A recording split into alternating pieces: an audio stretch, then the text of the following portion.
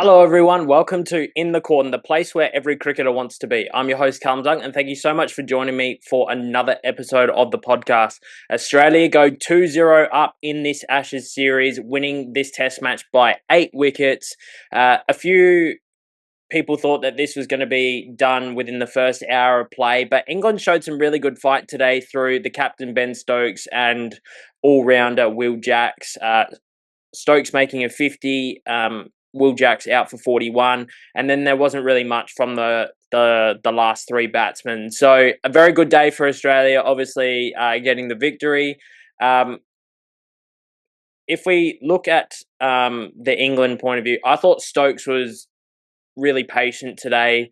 Obviously soaked up a bit of pressure last night, but he scored 50 over 150 deliveries, and I think that showed that the English players, need to combine this aggressive nature that they've got, but they also need to soak up time at the crease, make Australia field for long periods, and they looked so much better this in the first session of play.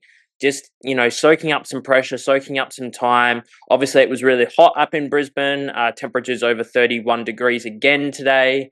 And, they went wicketless in the first session in Australia. So hopefully, from an England point of view, they may be able to take some of the lessons that they've learned from today and implement it in Adelaide. I thought Jacks looked really good. Once again, he was really patient. I thought he showed a really solid technique. I'll talk about what I would do with Will Jacks as we get later in the episode with looking how both teams will line up for the Adelaide game. But 41, out to a super catch by Steve Smith at first slip, absolute ripper. Didn't really do anything wrong, didn't really deserve to get out on this occasion. But I really like what I saw from Will Jacks. I really hope that they stick with him for the remainder of the series, and I certainly think he showed something. Once again, I think Ben Stokes' effort in this test match has been really good. Some people have been really critical of him being a bit of a hothead, getting angry at fielders during their bowling innings. But I think as a captain, he had every right to be angry with his players for not stepping up and not performing. I do think England showed effort in this game, but the skills and the execution was not there, particularly with the ball. At points with the bat, they looked really good in this game, but once again, failing to capitalise on some really good starts. So the story of the day for me is Michael Neser taking 5 for 42. He's made him 5-wicket haul in Test match cricket, and it's hard to see him playing much more Test cricket, if I'm being perfectly honest, unless there's some injuries like we've had in this series. But I think he will jump ahead of Brendan Doggett in the queue for a Test match appearance. I don't think Hazelwood's going to be playing a part in the series, so you expect Boland to be able to play most of the Tests. So if they wanted to rest Boland or they wanted to rest Stark, I think they've got a handy replacement in Michael Neser. I think he looked really good with the new ball. On day one was a little bit wayward, probably just a bit nervous, as I've said on some of the other episodes this week. But today, with Carey up to the stumps, beautiful line and length, and challenged the outside edge, but also challenged the inside edge with a few LBW appeals being turned down. I've been a big supporter of Michael Neser for a long time. If you listen to early episodes of In the Cordon where I talk with Chad Sayers about Michael Neser because of the comparisons I see between the two, Michael Neser, not getting selected when he probably should have been, not when he's been at his absolute best. But we've just been so lucky in Australia that we have such a successful fast bowling trio of Stark, Cummins and Hazelwood. And obviously Boland's been a very handy backup seamer for the last 4 years now, and it's almost been impossible to get a game. But I loved the reward for effort in this game for Michael Neser. I don't expect him to play in Adelaide. Might be lucky and play in Melbourne or Sydney if they want to rest one of the other quicks, but I would fully expect that Stark would be playing all 5 games at this point, and probably Boland I would almost expect to be playing all 5 games. So Smith catching today was absolutely exceptional. That one off Will Jacks, off the bowling of Michael Neser, absolutely spectacular grab, low down to his left. When a keeper's up to the stump and you're at first slip, it can be quite difficult to pick up the ball sometimes. I know from my experience fielding in the slip, not that I'm saying I was a good slip fielder, but um, there is so much effort that goes into practicing those types of catches, and I've never taken one nearly as good as something like what Smithy has in his career. But just you know when there's an edge that he's at least going to get a hand on it. Um, plucks it probably 95 out of 100 times. His fielding is exceptional. Carey, once again, I think it's almost unlucky not to be named man of the match for, just alone keeping ability. I thought his keeping was sensational. Obviously scored a nice 60 in this game as well, but keeping up to the stumps. The one that he took off Stokes today was an absolute ripper. Definitely the best all-round keeper batsman in world cricket, in my opinion. At least in Test match cricket. I think it's rough that he hasn't been given the gloves more in the one-day setup for Australia, and I don't think he'll be playing T20s for Australia. But I think in the one-day setup for Australia, it's very unlucky for him not to take the gloves. I think he's the best gloveman in the country. I know Inglis has had that role for a couple of years now, but I'd love to see Alex Carey continue to keep in Test cricket, but also continue or regain the gloves, I should say, in white ball cricket. Smith versus Archer today. Australia only chasing 65 for victory, and Jofra Archer bowling some short stuff, some fast deliveries when it didn't really matter in the scheme of things. And a few words were said between the two, and I think Smith's response was fair enough. And I've been pretty critical of Jofra Archer in this game. I don't think his body language has been where it needs to be. I don't think his fitness is where it needs to be. England are relying on this guy. They've put all their eggs into the Jofra Archer, Mark Wood sort of basket, and they're needing him to do well because I don't think their attack is capable of taking 20 wickets if Jofra Archer's not playing. And I think Gus Atkinson showed something today with taking 2 wickets, and I think he'll play the full series if he continues to stay fit. But I do think there need to be some changes in the English attack. How you go about it and how you structure the team might be a little bit different. But from an English point of view, much more competitive on day 4.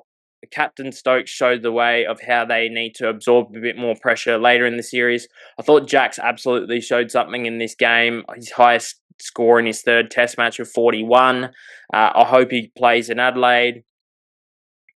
But yeah, it was just a classical all-round performance from Australia, getting the job done pretty easily.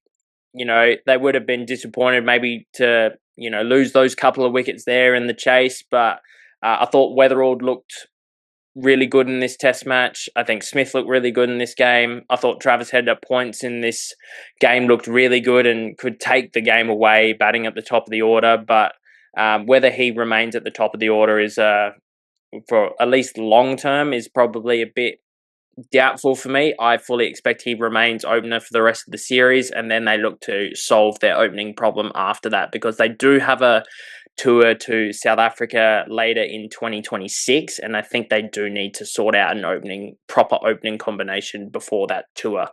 In terms of team changes for Adelaide, I fully expect Pat Cummins to be playing, and I fully expect Nathan Lyon to be playing. So, unfortunately for Michael Neser, I think he misses out, and I also think Brendan Doggett misses out.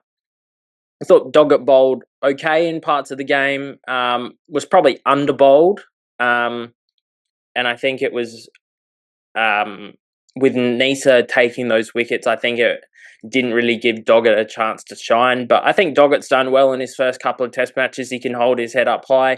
He hasn't let anyone down. I think Australia haven't used Brendan Doggett correctly in the role that he was probably designed to play in this team. I think he's more of a pitch-it-up bowler rather than this back of a length and short pitch barrage sort of stuff that Steve Smith has asked him to do.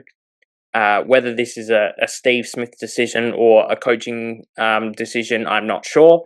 But yeah, I think Brendan Doggett can certainly hold his head up high. I don't know how much more we're going to see of Brendan Doggett in Test cricket. 31. Neser's probably still ahead of him in the pecking order right now, but whether Australia look to go a little bit younger with some of their fast bowlers in the future, we'll have to wait and see. I expect the batsmen to remain the same. I think Travis Head showed enough at the top of the orders to stay there. I think Usman Khawaja's Test career is done at this point. It's an unfortunate way for Uzi to end, but I don't think he did himself too many favours with some of his comments in recent weeks about the Perth pitch being terrible. Obviously, not being 100% fit to play in the Test match after golf in Perth, I think was more of I think some people have questioned his professionalism in that regard. So, I think I hope he gets a chance to have a farewell at some point, but I don't think he's going to get that luxury at the moment because Australia don't play a lot of Test match cricket next year, only just a 3 Test match series in South Africa. Nathan Lyon will come back into the team. It's pretty obvious. They're going to need a spinner in Adelaide. Red Bull game. Got a good record at Adelaide Oval. The highest ever wicket taker at Adelaide Oval, Nathan Lyon. From an English point of view, I think they need to rework this bowling attack. I think they do need to have someone that is going to bowl line and length in that channel. So for me, Bryden Cast doesn't play in Adelaide, and I'd be bringing in Matthew Potts, someone to bowl line and length, stump to stump, challenge the outside edge, challenge the stumps, challenge the pads. He can bat as well. Matthew Potts is actually quite handy with the bat. I don't think he's going to, you can count on him to make 50s, but if you're looking for someone to make some 20s and 30s, I think Matthew Potts can certainly do the job there. I don't know whether Mark Wood's going to be fit and available for Adelaide. If he's not, then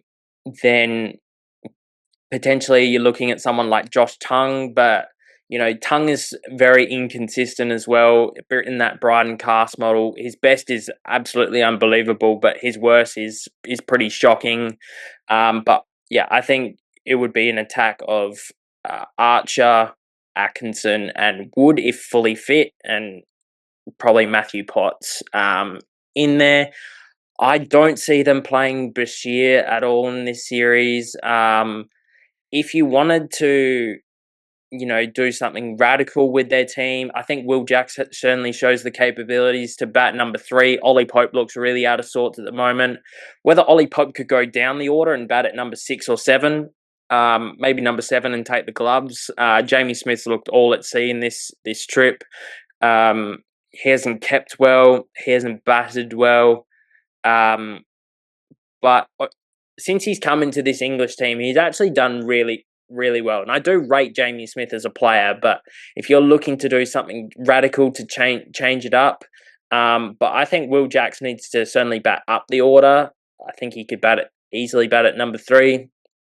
But a lot of their players are just out of form because they haven't had the match practice that they needed to. And Michael Vaughan's been very critical of the way that England's played in this particular game, but they had an opportunity to play a pink ball game as a team down in Canberra and get some match practice and, start finding their groove and batting with each other. And apparently Jacob Bethel also made a half century against Australia A, whether he comes into contention to bat at number 3.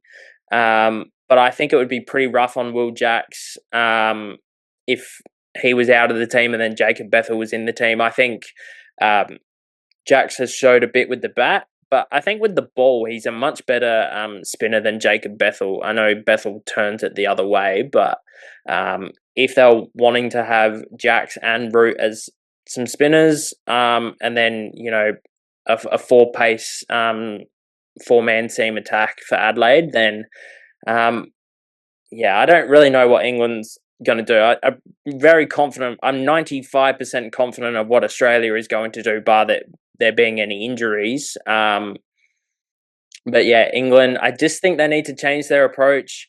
They don't have this Alistair Cook type opener, someone who can soak up the pressure. absorb the dot balls, and just bat for long periods of time. We see what Pujara's been able to do in Australia, Alistair Cook in 2010-11.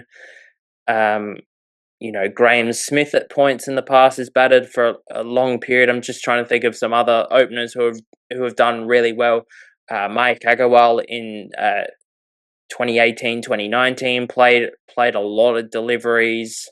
I just think there needs to be better game awareness from England, and I think they showed some stuff today, but unfortunately it's all a bit doom and gloom for England, and if they're not careful, this could genuinely be 5-0. The only thing that might stop them, going down 5-0 might be some rain in Sydney, because Australia are just going to keep getting better the more that they're playing.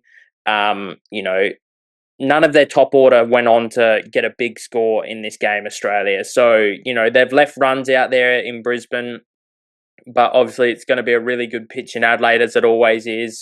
If you bat well, you'll score runs. If you bowl well, you take wickets. So hopefully it's a great contest between bat and ball and Adelaide. Please make sure that you stay tuned to all of our social media at In The Quadrant on Facebook, Instagram and TikTok. Make sure you subscribe to our YouTube channel and follow us wherever you get your podcasts, and we'll see you on our next episode. Cheers.